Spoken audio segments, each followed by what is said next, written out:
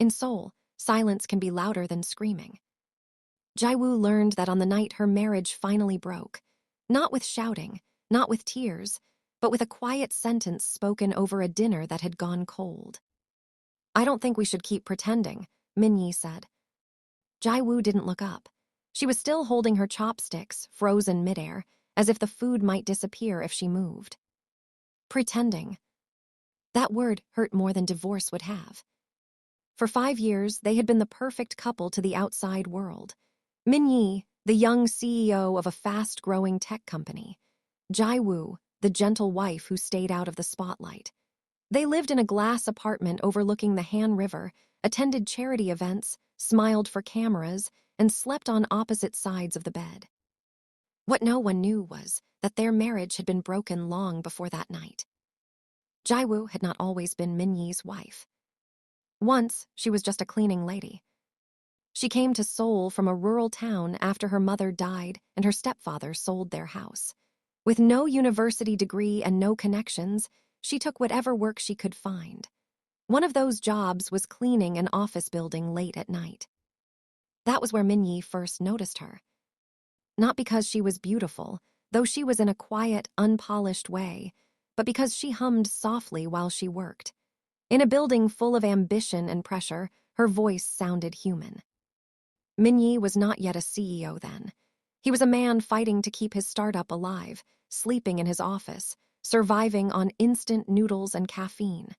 Some nights, Jaiwoo was the only other person in the building. They talked slowly at first. About nothing important. Then about everything. He learned she loved books but had never finished school.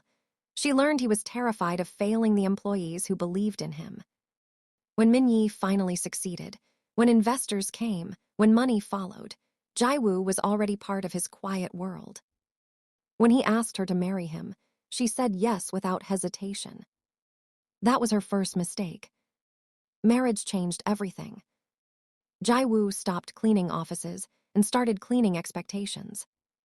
She learned how to dress for events, how to smile without speaking, how to disappear behind her husband's success.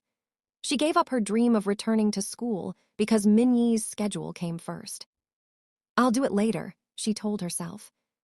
Later never came. Minyi loved her, but he loved his work more. Meetings replaced dinners. Business trips replaced conversations. When Jaiwoo tried to talk about her loneliness, he listened with half his attention, already thinking about his next deal. And then there was Seo Yeon, the company's brilliant marketing director, confident, sharp, always by Minyi's side. Jaiwoo noticed the way Seo Yeon looked at him, not openly, not desperately, but patiently, like someone waiting for a door to open. Minyi insisted nothing was happening. Jaiwoo wanted to believe him. The rumor reached the tabloids first. Photos of Minyi and Seo Yeon leaving a hotel, nothing explicit, nothing undeniable, just enough to poison trust. Jaiwoo confronted him that night. "I didn't cheat," Minyi said, "but I also can't say nothing happened." That was when Jaiwoo felt something inside her die quietly. They stayed married after that, but the marriage was already a ghost. They lived together for appearances, for the company, for the shareholders. Until the night Minyi finally said, "I don't think we should keep pretending." Jaiwoo nodded. "I agree." They decided to divorce quietly. What Jaiwoo didn't tell him was that she was already carrying something far heavier than heartbreak. Jaiwoo was sick. She had known for months. A rare heart condition, surgery expensive, recovery uncertain. She had chosen silence. Why burden a man already drowning in responsibility? Why beg love from someone who had already drifted away? She signed the divorce papers without asking for money, property, or sympathy. Minyi thought she was being strong. He was wrong. She was preparing to disappear. Months later, after the divorce was finalized, Minyi received a letter. It wasn't from Jaiwoo. It was from a hospital. Jaiwoo had collapsed at work. Yes, she had gone back to cleaning offices. Old habits, old survival skills.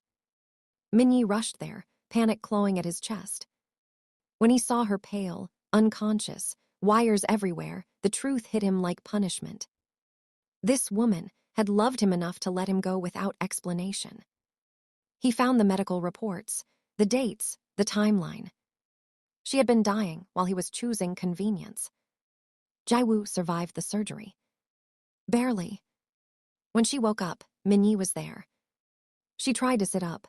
He stopped her gently. "You should have told me," he said, voice shaking. She looked away. "You already left," she whispered. "I didn't want to make it harder." That was when Minyi cried for the first time in years. They did not remarry immediately. Love is not repaired by guilt. Minyi stepped down temporarily from his company, not because of scandal, but because he finally understood something he had ignored for too long. Jaiwoo went back to school. Slowly, carefully. They met sometimes, talked, argued, laughed, remembered who they were before ambition and silence built walls between them. Some nights, Jaiwoo wondered if loving him again was wise. Some nights, Minyi wondered if he deserved a second chance. The story does not end with a wedding. It ends with a choice.